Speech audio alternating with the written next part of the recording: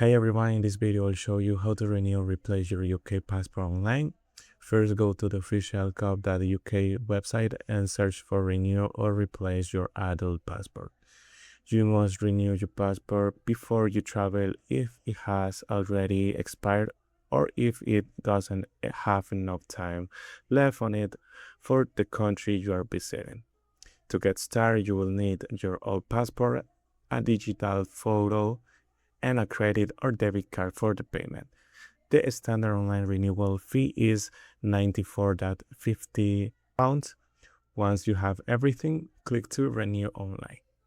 The system will ask a few basic questions to guide you, such as whether you live in the UK.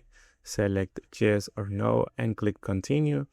Then enter your date of birth and confirm if you've had a UK passport before. Next, you will see different service options. If you need your passport urgently, there's a fast track options, but they cost more. For this tutorial, we'll select the standard service and click continue. Now it's time for your digital photo.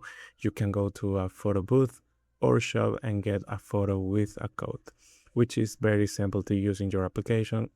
Alternatively, you can take a digital photo at home. If you have a code, select I have a code to enter and click continue and type your code into the box.